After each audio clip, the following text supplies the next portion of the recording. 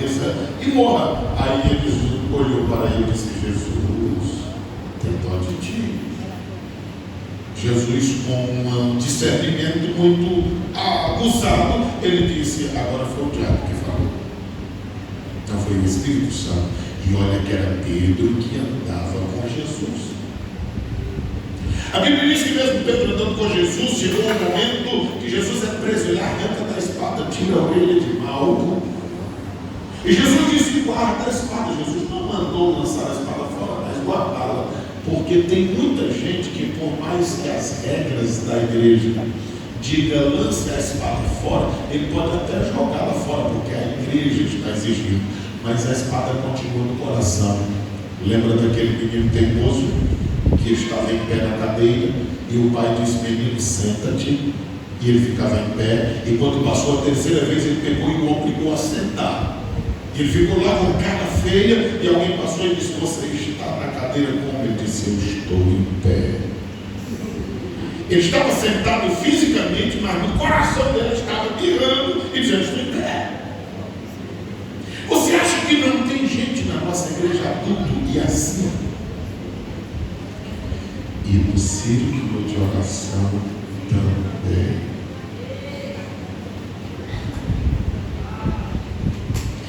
A gente quer ser renovado, a gente quer que o Senhor avive-nos,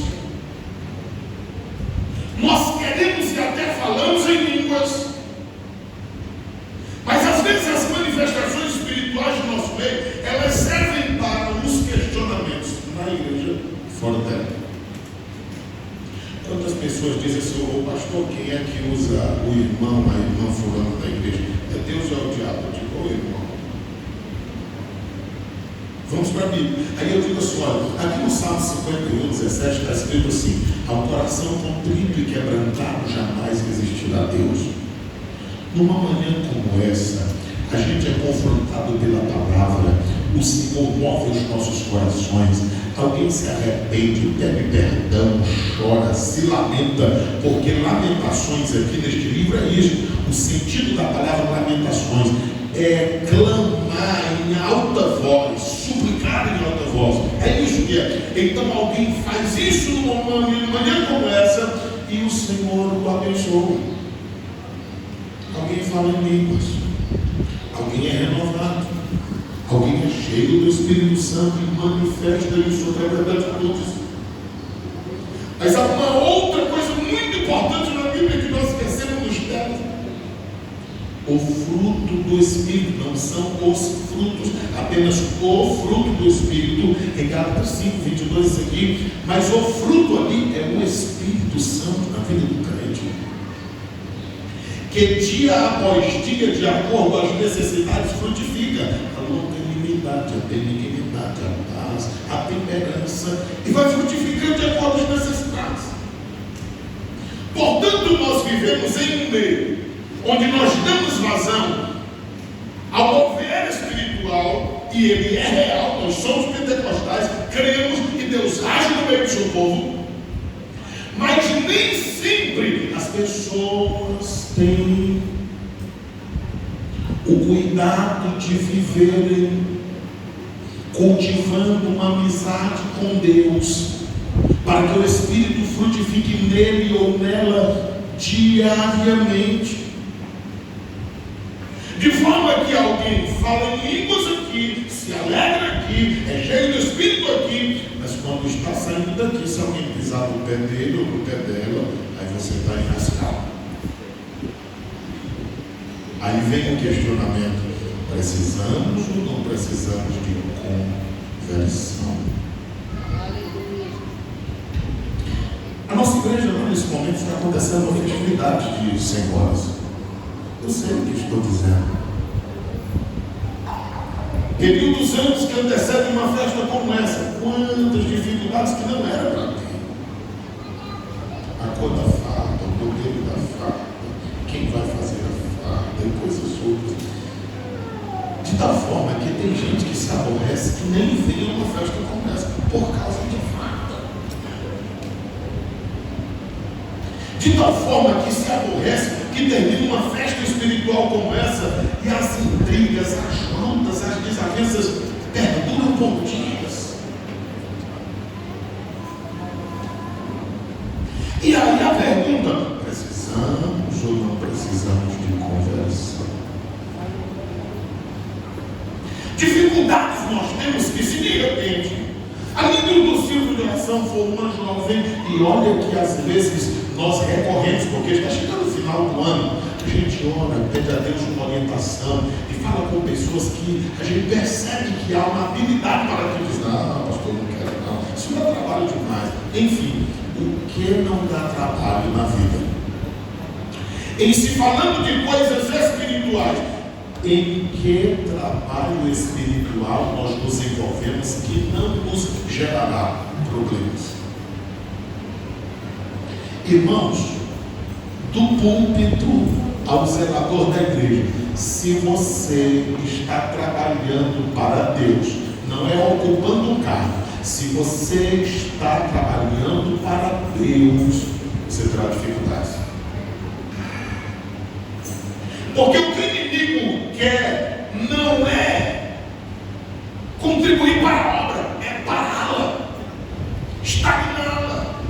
Se possível fosse destruí-la, mas não vai fazer, porque essa é a igreja do Senhor Jesus.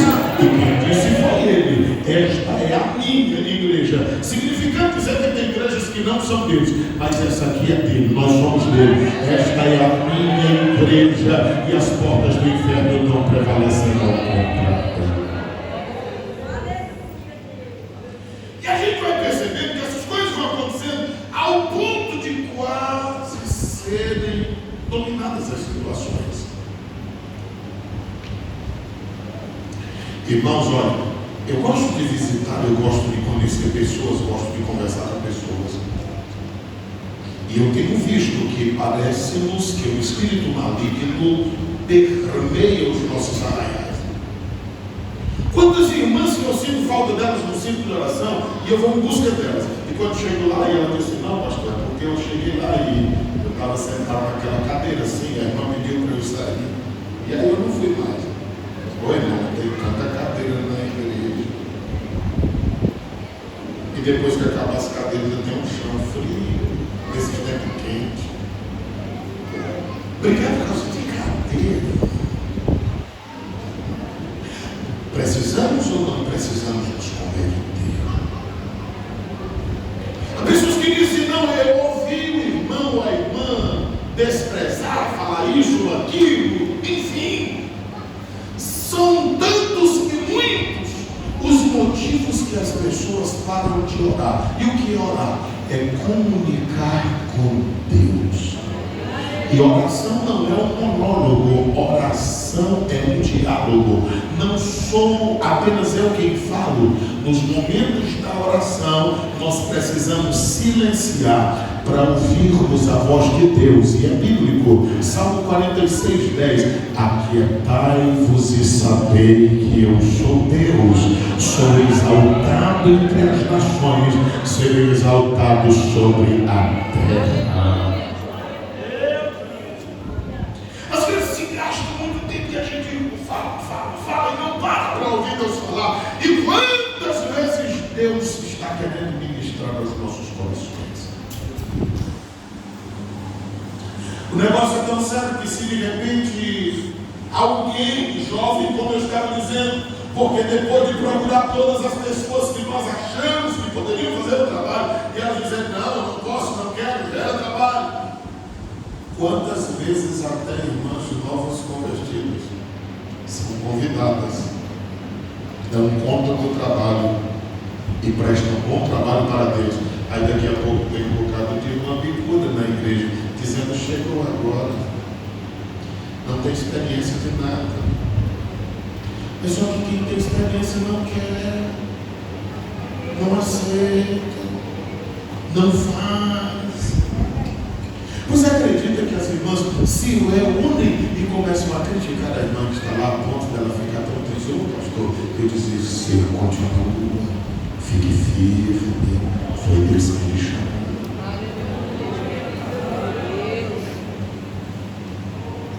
Eu não me proponho nesta manhã apenas que você grite, pule, corra, fale em línguas, mas eu me proponho a ministrar o que o Senhor tem colocado em nossos corações. E eu estou dizendo que há muitas pessoas que agem de formas estranhas até a elas mesmas. Eu estou lhe dizendo que tem pessoas no nosso meio que agem de tal forma que nem elas mesmas sabem por que agem assim. E como nós somos pentecostais, tudo para nós é espiritual, e esquecemos de que o ser humano é corpo, alma, espírito. Nós somos um ser completo. A maioria das pessoas que não trabalham na igreja, e como nós estamos com um maior público de mulheres, por exemplo, mulher, todas elas tiveram uma vida, na sua maioria que eu tenho observado, todas elas tiveram uma vida anterior que lhe foram tirados direitos. E elas vêm cheias de traumas para o nosso seio, para o seio da igreja. A igreja, sem a habilidade de tratar essas questões, acham que é apenas falta de conversão, mas há coisas que precisam ser tratadas. E esta manhã é uma manhã onde o Senhor teria escolhido para tratar algumas coisas no nosso interior, e eu peço que você redobre a sua atenção. Pessoas que lhe foram tiradas a pureza, pessoas que lá no mundo foram tiradas delas o proveito, pessoas que lá no mundo foram exploradas de todas as formas possíveis, e pessoas que às vezes casaram na igreja com alguém talvez de paletó e gravata, achando que era crente, mas que sofreram frustrações porque não era aquilo que elas esperavam deles. E por incrível que pareça, às vezes eles parecem crentes no seio da igreja, mas em casa é o próprio Satanás encarnado.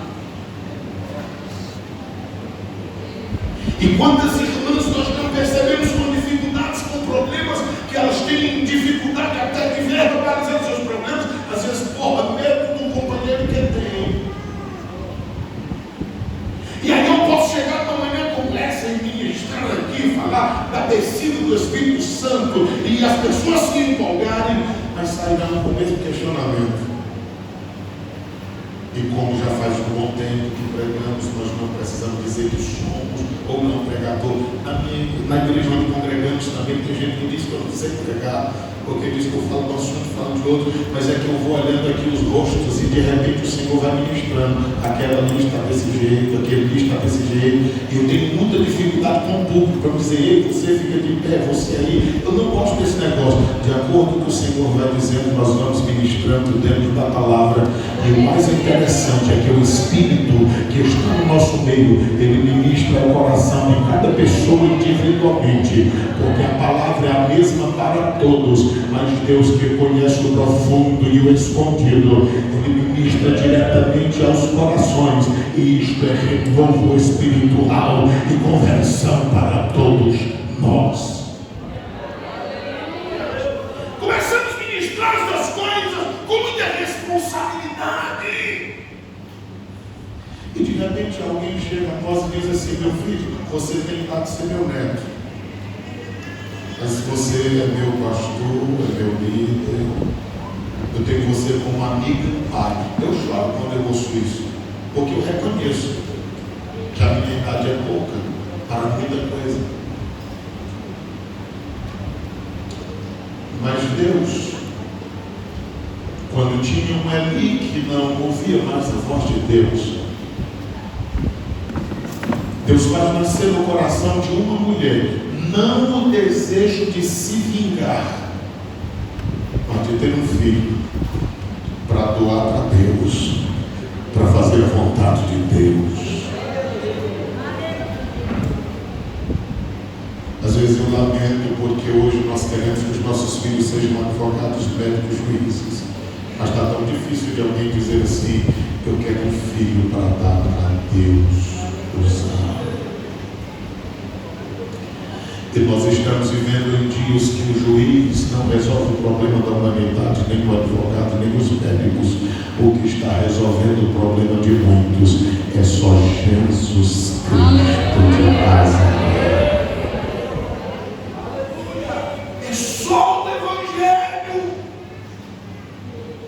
Porque essas pessoas que vieram com esses problemas, onde foram tirados muitos benefícios, elas vêm problemáticas e nem elas mesmas sabem porque estão com certas situações ou comportamentos. E numa manhã como essa, o Espírito de Deus resolve ministrar para que sejamos sarados.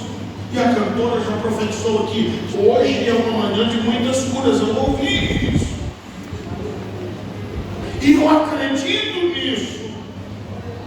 Porque a cura não é só quando o cego vê, quando ela anda. Há muitas pessoas só em pé ou sentados do nosso lado, cantando, que é uma beleza, mas a alma está chorando. E quantas vezes eu não tenho ouvido alguém dizendo assim: aquele dia, naquela manhã, naquele momento, aquela ministração, o Senhor falou comigo. Irmãos, a quantidade de pessoas no nosso meio que às vezes até profetizam que não tem certeza da salvação. Há uns 2 anos passados, no final do ano, o Senhor me disse assim: pregue sobre salvação, faça convite para os crentes, para eu dar certeza de salvação. E a gente fica assim: meu Deus, será que é assim mesmo? E eu comecei a pregar na igreja sobre salvação, fazer o convite, e expliquei o motivo. Irmãos, a quantidade de pessoas da igreja que vinham ser crente todo dia. Aí eu percebi o outro tabu e a barreira que nós enfrentamos. É porque se alguém vem aqui 2 vezes por mês, recebe uma oração, a igreja toda hora diz assim: olha aí, o pecador, o que não é convertido, o que não entendeu o Evangelho, porque veio 2 vezes aqui durante o mês de oração. Aí a gente vai para a Bíblia. As pessoas que mais se aproximam de Deus são as pessoas que mais se sentem pecadoras. As pessoas que mais se distanciam de Deus são as pessoas que menos percebem as suas misérias. Você lembra de Isaías, quando ele teve uma visão, ele disse: não vou aguentar, eu vou morrer, porque eu sou um pecador e eu habito no meio de um povo que é pecador também. Isaías estava tão perto de Deus naquela circunstância que ele sente as suas misérias. Moisés teve uma visão, a sarça estava se consumindo e ele chega. O escritor de Atos e também Hebreus diz que ele ficou trêmulo, as suas pernas tremiam. Paulo, aquele que respirava ameaças como uma fera brava, quando a luz brilha ao meio-dia para ele, ele diz que aquela luz brilhava mais do que a luz do sol. Imagina só que negócio daquele. E de repente ele cai por terra e diz: Senhor, quem és tu? Um homem que não se lembrava ninguém, ele de repente reconhece o senhorio de Cristo. Ao meio-dia formando luz forte que brilha mais do que o sol. Quem se arrepende, quem quer se aproximar de Deus, quem quer se converter, não é que seja mais pecador, é porque ele está querendo mais do Senhor. E a quem dera que todas as vezes que sentíssemos isso, pudéssemos vir aqui sem ter dificuldade. E essa manhã é uma manhã para isso. Eu tenho ouvido pessoas que diziam que há 20 anos, há 30 anos, há 40 anos sofriam coisas que não sabiam o porquê. E quando nós falamos de forma clara, como estamos dizendo, essas pessoas começam a compreender isso. Irmãos, eu ando angustiado quando eu vejo a quantidade de síndromes no nosso meio, quando eu vejo a quantidade de ansiedade no nosso meio, quando eu vejo até mesmo a quantidade de depressão no nosso meio. E a depressão, a ciência diz que é uma doença na alma. Como pode ser doente a alma onde Cristo habita nela? Eu estou falando ao círculo de oração, à igreja do Senhor que ora. Eu li 1 Timóteo, capítulo de número 2, versículo 1, quando o apóstolo Paulo escrevendo a Timóteo, ele diz: eu rogo aos irmãos que orem, que façam deprecações. Paulo começa a falar ali de tipos de oração, e aí ele diz: admoesto depois, antes de tudo. Então nós não podemos fazer algo sem antes orar. Você vai mudar de bairro, vai mudar de congregação, vai mudar de cidade, ore antes. Você está em um cargo, você recebeu um cargo, você vai desenvolver algo para Deus, ore antes. Você foi convidado para pregar, foi convidado para cantar, foi convidado para tocar, também precisa de oração. Ler Bíblia e orar não é só para quem prega, é para quem quer viver na terra santa, aguardando a volta de Cristo, que está preparado no dia do arrebatamento. E Paulo diz a Timóteo: antes de tudo, que se façam súplicas. Sabe o que isso é? Orar. Que se façam também orações, que é na revista corrigida, deprecações. O que é isso? É orar por alguém que quer lhe ver morto. Alguém está lhe fazendo mal, você está orando por ele, e não é para Deus matar ele, nem matá-la. Porque um dia os discípulos de Jesus foram à frente dele e quiseram evangelizar, preparar para ele, e não conseguiram. Lucas 9, 54, 56. Eles voltaram e disseram assim: Jesus, o Senhor quer que nós peça fogo do céu, glória para matar esse povo? Eles são matando. Jesus disse: vocês não entenderam o negócio do evangelho. Vocês não entenderam nada.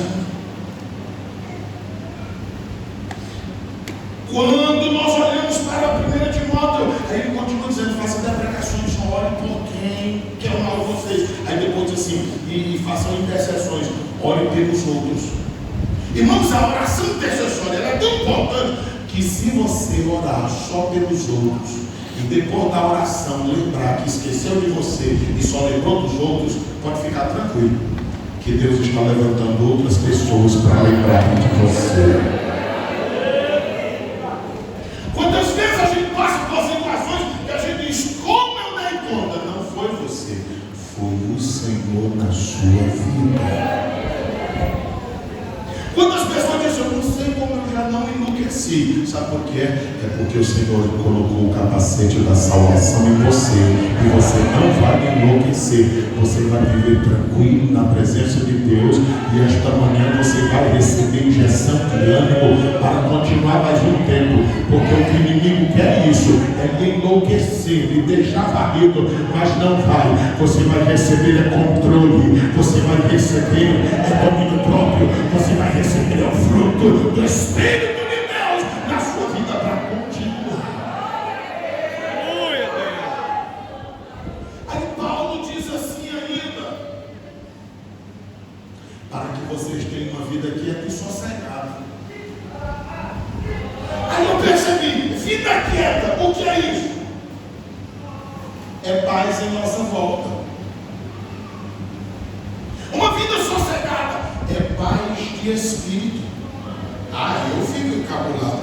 Como é que as minhas irmãs que estão indo buscar a Deus, pedindo pela obra do Senhor, e eu sou reconhecedor que muitas das nossas vitórias não é porque somos crentes, não é porque somos ministros, nós temos arrogamos disso. Eu sei que é por causa delas.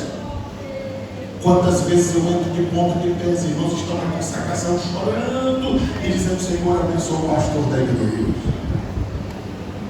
Senhor, abençoa ele. Irmãos, aquilo aqui mexe comigo, porque eu digo: Senhor, é por isso que o Senhor tem me sustentado. São essas irmãs. Então isso é muito importante, e é por esse motivo que eu tenho esse apego e essa preocupação. E por que as minhas irmãs não estão bem como deveriam estar? No nosso meio, se alguém disser que está ansioso, alguém pode dizer demônio, e não é, irmãos. Às vezes uma preocupação excessiva, às vezes uma falta de descanso no tempo exato, às vezes viver com preocupações do passado na mente e no coração podem causar esses tipos de coisas. E quantas delas, às vezes, querendo e sendo fortes, não quer demonstrar ao marido, não quer demonstrar a ninguém em sua volta e acaba sofrendo mais. E eu tenho visto irmãs passarem por 2, 3 anos da vida e o trouxa do marido não consegue perceber. Você acredita nisso? E quantas vezes eu não tenho percebido, às vezes os filhos também não perceberam. E quantas vezes eu tenho visto homens dizendo: isso é só frescura, você não tem nada. Não compreendem o que é o ser humano, a mente humana. Aí, meu irmão, eu posso chegar aqui numa época que parece pregar sobre fogo, sobre o batismo do Espírito Santo. Essas vidas vão continuar do mesmo jeito. E o meu interesse é que você saia daqui sarado, tranquilo, cheio de Deus, mas também cheio de saúde física, espiritual e mental, para a glória do santo nome do Senhor. Quantas irmãs eu não tenho visto abusadas até mesmo dentro do lar, porque às vezes alguém pensa que estupro é só lá fora por alguém desconhecido. Às vezes isso acontece dentro do lar, quando o elemento pensa apenas nele e não nela. A quantidade de mulheres que são perturbadas por maridos, que mesmo às vezes com o nome de crente, porque é com esses que eu me dirijo, que às vezes querem agir como se fossem pessoas perversas e não crentes. Porque quando o marido já não é crente, a gente já sabe, já está lá no mundo, não conhece a Deus, então a gente vai dizer o quê? Mas eu estou falando de pessoas que às vezes dizem ser crentes, e às vezes se comportam de formas totalmente estranhas, aquilo que deveria ser. E ainda se arrogando dos textos bíblicos como Efésios, dizendo assim: não, a Bíblia diz que a mulher deve submeter-se ao marido, e o texto sagrado não fala de uma submissão obrigatória, imposta. O texto diz o seguinte: como a igreja se submete a Cristo. Nós estamos aqui às 10h30 do dia, um calor intenso, todo mundo parado para ouvir. E ninguém está aqui obrigado. Você veio aqui por livre, espontânea vontade. Toda mulher dona de casa, ela tem serviço que não acaba mais nunca. Mas você abriu mão, deixou lá para depois e veio porque veio adorar a Deus, buscar a face de Deus, glorificar a Deus. E você só fez isso porque você tem conhecimento que Cristo morreu na cruz do Calvário, lhe batizou no Espírito Santo, lhe tirou das trevas, trouxe para a sua maravilhosa luz, e você tinha certeza que ouviria uma palavra de Deus nesta manhã, que viria de encontro às suas necessidades. Você não veio aqui obrigada. A submissão da esposa para com o marido não é obrigação, é uma questão de gratidão. O marido a trata tão bem que ela diz: o que eu posso fazer para retribuir? É só isso.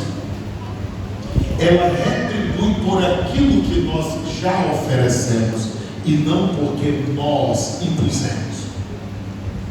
Quando se compreende isso é fácil, mas nem sempre as pessoas compreendem essas coisas. E a vida da mulher, as emoções da mulher é completamente diferente do homem, o que muitos ainda não conseguiram compreender. É por isso que biblicamente nós não encontramos pastora na Bíblia, a não ser Raquel, e era pastora de ovelhas. Eu viajei um dia desses para pregar, e uma irmã do ciclo de oração me ligou e disse assim: pastor, eu liguei para o senhor para saber como é que o senhor aguenta. Era mais de quase meia-noite. E eu disse: aguenta o quê, irmã? Ela disse: eu visitei um dos seus crentes e eu estou aqui doente, parece que até com febre eu estou. E o senhor passa o dia ouvindo gente com esses problemas, como é que o senhor não endoida? Não perde a cabeça como é? Eu disse: irmã, não sou eu, é a graça de Deus em nós.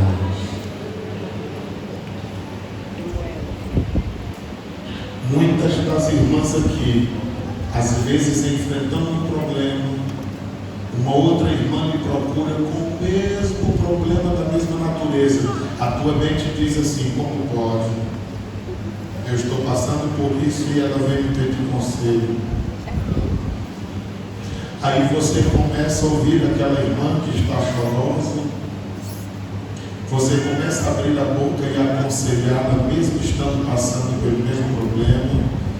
Daqui a pouco são duas atribuladas chorando, se abraçando e se beijando, saindo daquele local, e você se pergunta: como pode eu ter encontrado palavras? É que não era a irmã, era o Espírito de Cristo na vida da irmã, que consolou aquela que precisava de conselho e consolou a ti mesmo, porque Ele é poderoso e age em nós, não pelos nossos méritos e merecimentos, mas por causa da graça e da misericórdia dele. O texto sagrado diz: converta-nos e nós nos converteremos. Nós só poderemos nos converter se Ele mover as nossas vidas. E se nós aceitarmos Ele mover a nossa vida, porque às vezes Deus quer mover, às vezes Deus quer ministrar, e nós não o aceitamos. Às vezes a gente fica procurando motivos para uma pregação. Com quem Ele falou antes? Com quem ela esteve antes? O que foi que aconteceu? Será que alguém não disse para ele? Nós estamos perdendo a credibilidade na pessoa bendita do Espírito Santo, que é Ele quem ministra a igreja de acordo com as nossas necessidades, e acabamos perdendo os benefícios que Ele gostaria de trazer a nós. Um dia desse eu visitei uma irmã após o culto, e eu cheguei lá, ela estava muito aflita, não pegava nas unhas, não pegava nas mãos, ela sacudia as pernas e era aquela aflição. Eu disse: a irmã está passando por algum problema? Eu disse: não, pastor, eu estou nervosa. Quando estou nervosa eu fico assim. Aí começou a comer as unhas, eu digo: que coisa. Eu disse: mas a irmã passou por alguma dificuldade? Ela disse: pastor, é porque a família do marido dela tem problema, todos eles, e a família dela também, todos têm problema, e ela não está enfrentando nenhum problema. Aí ela estava pensando: será que eu estou com algum problema por não ter problema?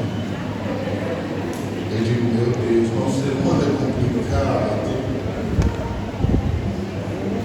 Como é que alguém, por não ter problema, cria um para poder ter? Mas isso é o ser humano. Se a gente não entende isso, a gente faz um pré-julgamento, ou às vezes termina criando de fato um problema para cada pessoa. Mas eu estou falando de ser humano. 2006 eu estava pregando e de repente um tema que não tinha nada a ver, eu começo a falar de blasfêmia no Espírito Santo. Um diácono salta daqui gritando, dizendo que tinha blasfemado contra Deus. Aí lá vem a confusão. E para que você não tenha dúvida, você sabe. Mas deixa eu lhe dizer, irmãos, é possível que lá no mundo alguém blasfeme dele sem ter conhecimento. Você lembra de Paulo, que disse assim: eu antigamente blasfemava, eu não entendia. Não é qualquer pessoa que blasfema contra o Espírito Santo com conhecimento de causa. Hebreus 6 diz que tem que ter conhecimento profundo, tem que descer nas profundezas de Deus, provar das coisas celestiais e depois dizer que aquilo não serve mais de nada. E ainda atribuir ao demônio. Ninguém aqui em sã consciência vai fazer isso, portanto ninguém aqui fez. Mas aí a ciência agora está chamando algo de toque religioso, vulgarmente, que é transtorno obsessivo, compulsivo. É um desequilíbrio na mente com pensamentos repugnantes. E quantas pessoas, de jovens a obreiros, eu tenho encontrado na igreja com esse tipo de problema. E eu lembro-me daquele irmão de 2006, que eu nem sabia o que era aquilo. E hoje eu estou compreendendo o que é, porque o número aumentou. Quantas pessoas terminam o culto, eles vêm me abraçar e dizem: pastor, me perdoa, você nunca me fez nada. Não, que eu estava ali me ouvindo e me xingando. Poxa, como é isso? Transtorno obsessivo, compulsivo. A pessoa chega a não ter o equilíbrio da mente. e começa a pensar, aí diz assim: eu não acredito no que o pastor está dizendo. Meu Deus, eu não quero acreditar nisso. O pastor está falando e é mentira. Meu Deus, eu não posso chamar o pastor de mentiroso. Você já pensou a perturbação que pastor Messias dela? E de repente, algumas irmãs na igreja também têm chegado com a mesma problemática. E a gente começa a acompanhar, a orar, a orientar. Irmãos, não é nada fácil. Agora eu tenho percebido uma coisa: a maioria dos problemas, escute o que eu estou lhe dizendo, não coloque palavras na minha boca. A maioria dos problemas que eu tenho percebido é falta desse negócio aqui: conversão. Converta-me, Senhor, a ti, e nós nos converteremos. A maioria é falta de conversão. Alguém chega para mim e diz assim: como é que tu consegue? Porque auxiliar o mesmo pastor durante 15 anos, para mim é natural. Eu estou servindo a Deus, servindo o pastor que auxilia, e servindo a igreja que ele lidera. Para mim, eu sou o mesmo jovem que morava ali no DCU, Teresina, professor da escola bíblica dominical, que faço um trabalho não porque tenho um título, mas porque sou crente. Tanto faz eu pregar todo dia na igreja, eu me congrego. Quando passar um mês, um ano sem pregar, eu vou ler a minha Bíblia do mesmo jeito, eu vou orar do mesmo jeito, porque eu não sirvo a um pastor, eu sirvo a Deus, servindo aquele líder. Eu sei que não sou um pastor titular, sou um pastor auxiliar. Ele diz e eu digo: sim, senhor. Não faço e eu não faço. O que é difícil nisso? O problema é que as pessoas não conseguem porque eles faltam conversão. Faça dessa forma, mas eu não dou conta de fazer. Faça desse jeito, não, eu não vou fazer. Eu vou fazer do meu jeito. Há pessoas na igreja que dizem ser profetas e profetisas e dizem: não, quando eu fico cheio, não respeito nem Deus. Tenha cuidado de quem você está sentindo. Porque o Espírito de Deus, ele age diferente. A Bíblia diz que ele falava ao anjo da igreja, Apocalipse, as necessidades da igreja. Jesus vem em carne, e quando ele chega, quem é a autoridade do momento? João Batista. Pois eu vou até ele vai me batizar. João Batista passou bem e disse: Senhor, esse negócio não. Ele disse: olha, João Batista tem que cumprir toda a justiça. Vieram para Jesus falar de quem? Do pastor dele, João Batista. O que foi que ele fez? Ele disse: olha, nasci de mulher, não vi outro maior. É João. Agora, se alguém for menor do que ele no reino, será maior, para que João não se orgulhasse. As pessoas querendo colocar confusão vão até João e diz: tem um aí que está batizando na minha dúvida. Não, na realidade não é nem ele, é os que seguem a ele. E João disse: rapaz, é importante a ele crescer ou diminuir. Irmão, por que a gente não faz igual João e Jesus? Quando alguém vier queimar o outro ou a outra, a gente elogia. Olha, irmã do círculo de oração, tu está na frente hoje, tá? Estão falando mal de ti? Pois amanhã, quando colocarem outra, não vai falar mal dela igual está falando de ti, não, porque tu não acha ruim falar mal de ti. Tu não ajuda a falar mal de outra quando estiver na frente. Porque sabe o que é isso? Conversão. Converte-nos, Senhor, a ti, e nós nos converteremos. Porque não adianta nós ficarmos aqui nadando na bênção. E como disse o pastor na noite de ontem, a partir de segunda-feira parece que não aconteceu nada. Não, essa festa não é por causa do pregador, da cantora, é porque o Senhor está nos preparando para o arrebatamento. Então, quando for segunda-feira, nós temos que ser mais crente, estar mais perto de Jesus, avançarmos nesse conhecimento. Como alguém lá fora vai sentir desejo de vir à igreja?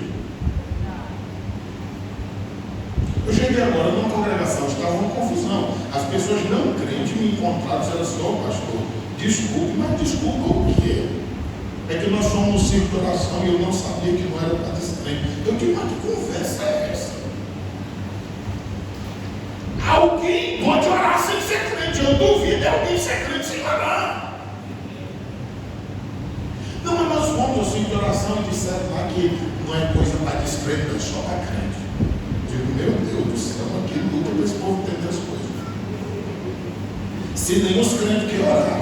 Já viu o auxiliar? Ele traz a esposa, deixa ela aqui, fica conversando lá fora, ou volta para casa, aí quando é vida ele vem buscar. Por que o animal não vem, entra com ela, agora com ela e vai embora junto? Me diga por quê? Não é que oração é coisa de mulher, não é não.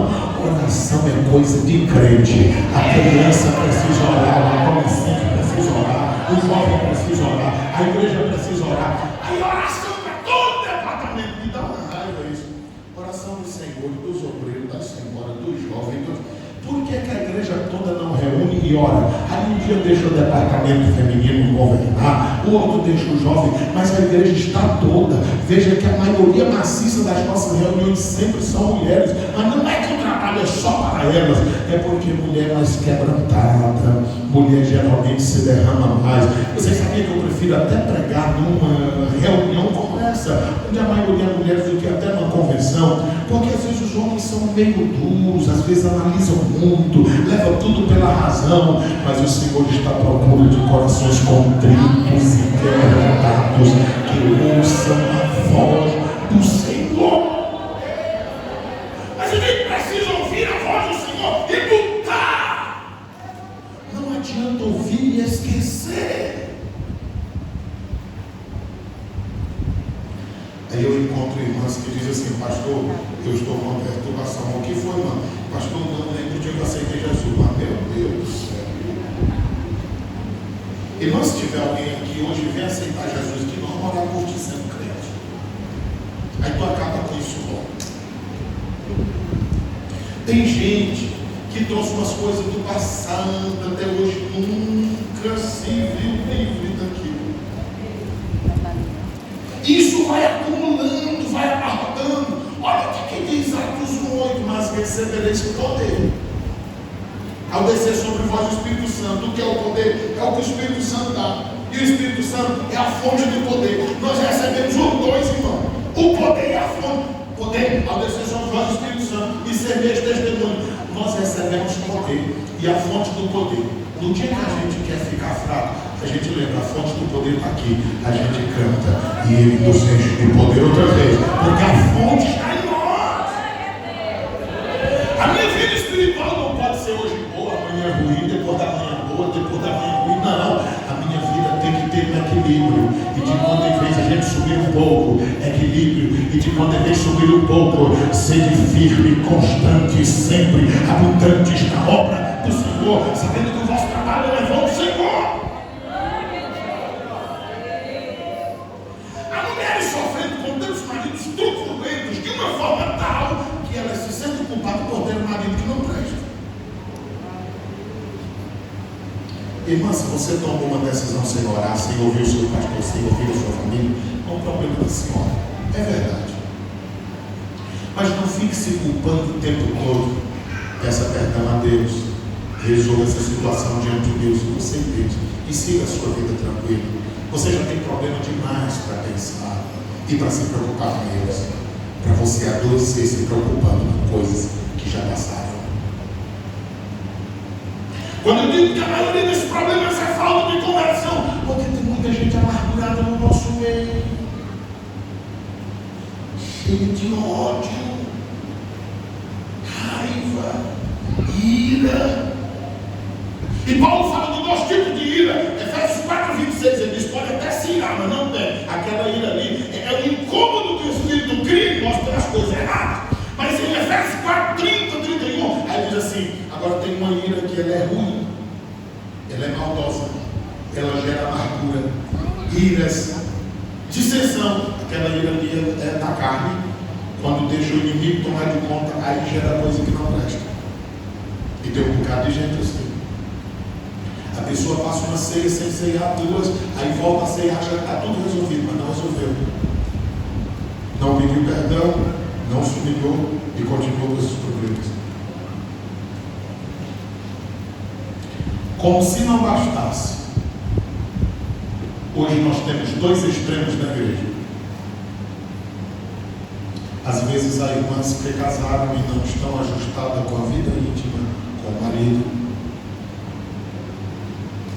E há pessoas que não casaram ainda e vivem uma vida íntima como se fosse casado. Estou tudo dentro da igreja.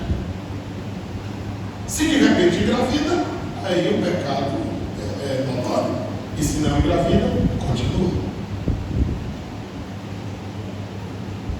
Há pessoas casadas que estão recorrendo a sex shop, para você ter uma ideia, a uma parafernália para apimentar casamento. Irmão, não me diga que Deus aprova um negócio desse.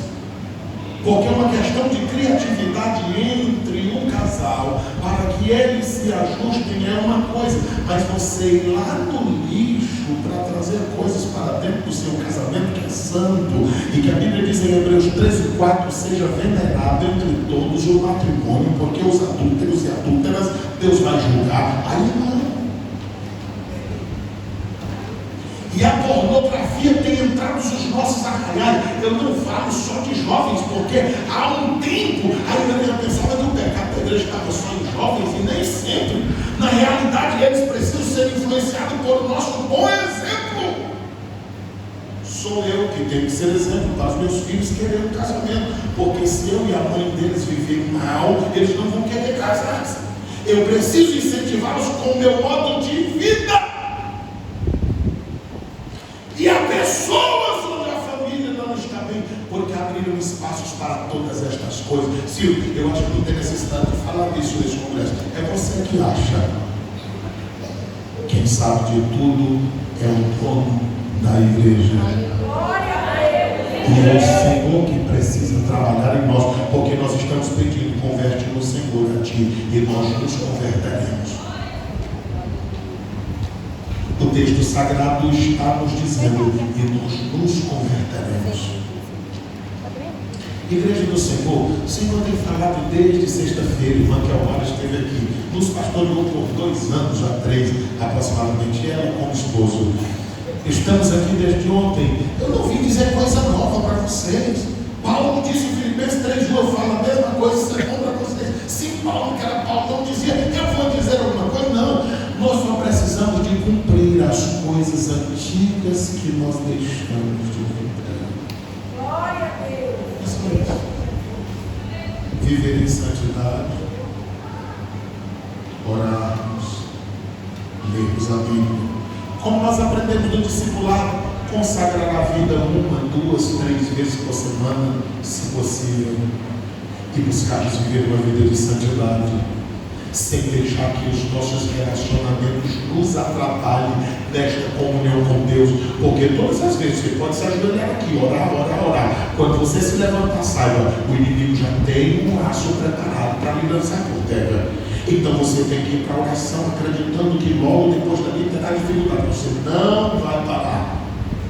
Eu conversei com as irmãs pioneiras da nossa igreja, e eu disse, irmã, me conte como era o círculo de oração no princípio. Ela disse, pastor, a casa era de palha, o chão era batido, as paredes eram de taipas. Pastor, nós marcávamos meio-dia, não era 2 da tarde, era meio-dia. Pastor, contado do relógio, 10 minutos de espera, não chegou, tranca a porta, vamos buscar a Deus. Eu disse, mãe, quem chegava depois? Ele disse, muitas irmãs chegavam, quando empurrava a porta, estava trancada, elas choravam, voltavam chorando para casa e dizendo, na próxima círculo de oração, eu tenho que chegar mais cedo, porque dessa vez eu fui negligente. Eu digo, mas não zancava. Ela disse, na outro círculo de oração, era a primeira que chegava e entrava e orava. Com 10 minutos, a porta era fechada. Vai, irmão, fechar a porta de igreja hoje, para quem chegou atrasado. Você vê o tamanho da confusão. Desvia. No outro dia está bebendo cachaça no primeiro lado do contrário.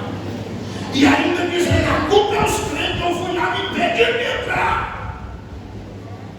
Mas Deus continua zeloso pela sua obra e pelo seu povo. Círculo de oração é quase só mais um culto. O pessoal vai chegando, vai sentando, vai badalando. Alguém chega, ajoelha para orar, mas aí o batalho dos outros é tão grande que levanta de irmão, oração. Já! Nem chegou todo mundo. Irmão, não precisa chegar todo mundo. Se você chegou, Jesus está. É com Ele que nós vamos falar. Então oremos. Vamos ficar em pé, canta um hino, canta dois, canta três. Alguém conta uma história, outro conta uma nota, porque às vezes não se prepara para trazer uma mensagem bíblica. E aí de repente diz, vamos embora. Aí diz, a igreja mudou. Não, quem está mudando somos nós, porque nós é que somos membros dessa igreja. Irmãos, Deus quer usar esta igreja. Irmãos, Deus quer que cada um de nós sejamos instrumentos. Quando eu leio Tito 2, 4 a seguir, me dá uma saudade daquilo, versículo 13, quando Paulo diz assim a Timóteo, ô Tito, as mulheres que estão aí, que elas sejam mestras do bem. Já pensou as mulheres mais experientes, elas começarem a ser conselheiras, sérias no seu viver, andando da forma como deve andar, aconselhando as mais novas. Olha como as mais novas amar os seus maridos, os seus filhos e cuidar das suas casas. Eu disse para aquela irmã, mas aconteceu tudo isso, pastor, desse jeito. E eu, que toda vez que eu no ciclo de oração chegava em casa, pegava uma pizza, eu disse, conversa de certo. O marido batia e dizia assim, tem a ler esse negócio de crença. Que negócio é esse que tu quer estar na igreja todo dia? Ela disse que o poder de Deus era tão forte naquelas tardes de oração, que às vezes entrava no culto e ninguém dava conta, achava que era meia hora que tinha passado, e já estava escurecendo e o povo chegando para o culto. Irmão, você acha que Deus quer fazer isso nesse tempo? Olha, nós estamos vivendo em um tempo onde nós estamos partindo para um combate frontal com as trevas. Nós somos chamados de fundamentalistas, nós somos rebatidos, nós somos perseguidos.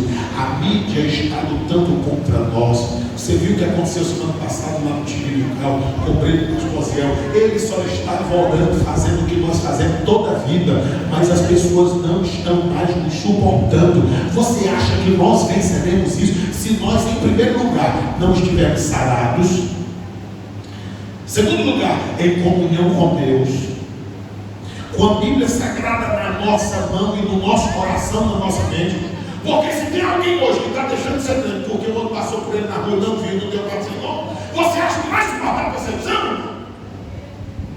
Você acha que um tema desse vem por acaso? Daqui a 2 semanas eu estou pregando num outro congresso, em outro estado, e o tema é esse aqui. Eu estou dizendo, meu Deus, que negócio é esse? Eu quero renovar o meu povo, eu não tenho dúvida acerca disso.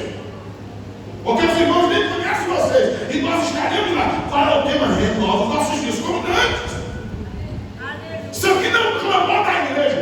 É o Espírito de Deus na igreja clamando, porque nós precisamos nos conscientizar disso. Aleluia. Ela disse, pastor, eu apanhava, mas eu dizia para ele, é o seguinte, tu pode me bater todo dia, eu vou para a igreja do mesmo jeito, porque eu me entreguei a Jesus Cristo de Nazaré. Aí hoje eu fico pensando quanta falta que faz, porque tantas jovens na nossa igreja divorciando. Irmãos, está ficando normal no nosso meio. Isso não é normal. E já as estatísticas estão dizendo que para cada 11 divórcios do mundo, tem 7 dentro da igreja. Eu não posso absorver isso. Nós temos o Espírito, nós temos a palavra, nós estamos orando. Nós temos ensinamento como pode. Eu apelo à reflexão, ao pensamento, a que nós façamos essa análise da nossa vida, porque às vezes nós espiritualizamos tudo e deixamos de olhar essas coisas que são de fundamental importância. Quem lê a Bíblia somos nós, é para nós lermos a Bíblia.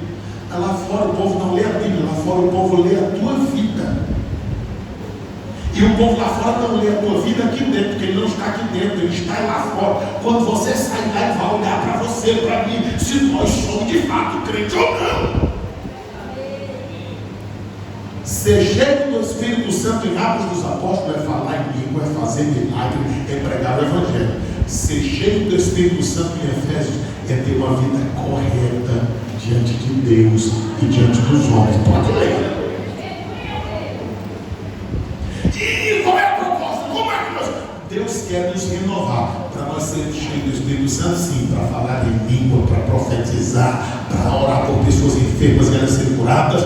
Mas Deus quer também nos encher do Espírito Santo para a gente ter vergonha na cara. Do jeito de Efésios. Porque de repente nós estamos aqui, Senhor, renova os nossos dias como antes. Segunda-feira, vamos para a academia. Aí está lá, irmã, mostrando a geografia do corpo todinho. Igual uma cerca de arame. Porque a cerca de arame impede o camarada de entrar para dentro. Aqui fora dá para ver tudo que tem dentro. E ainda postando e mostrando esse perfil aqui nas redes sociais. Eu estou malhando. Irmão, é saúde mesmo, né? Então não precisa dessa propagação. Eu sei que malhar dá um certo estímulo na mente, no sentido de que sentir bem-estar. Nós somos o ser humano completo. E Paulo diz em 1 Timóteo 4 e 8 que o exercício corporal serve para pouca coisa. É só para ter uma qualidade de vida aqui, mas vai morrer do mesmo jeito. Mas tem uma certa qualidade de vida, dá uma melhorada. Agora a vida piedosa serve para tudo na vida. Aqui e eternamente com Cristo. Eu não sei como cada pessoa está aqui. Mas se você está nessas circunstâncias que nós temos falado, eu entendo que o Espírito tem ministrado o seu coração. Quantas irmãs ansiosas, quantas irmãs deprimidas, quantas irmãs que culpam-se o tempo inteiro por coisas que já ficaram para trás. Nesta manhã eu quero orar por você e com você, acreditando que Deus tem ministrado a nós e quer lhe dar saúde plena. Mas se coisas aconteceram que fogem a esse controle, a igreja tem um pastor, procure, converse, resolva a situação, porque nós estamos pedindo: converte-nos, Senhor, a Ti, e nós nos converteremos. O Senhor está nos confrontando com a Sua palavra, mostrando onde e o que precisamos melhorar. E nós vamos fazer o quê? O texto diz: e nós nos converteremos, ou seja, nós nos voltaremos para Ti. Então se volte para o Senhor. Se volte para o Senhor. Se volte para o Senhor. Curve sua cabeça, Pai querido. Eu creio na Tua palavra. Eu creio no Teu Espírito Santo. A Tua filha cantando, profetizando aqui, disse: quero uma manhã de curas. Olha para as minhas irmãs que estão olhando, para os meus irmãos, para a tua igreja.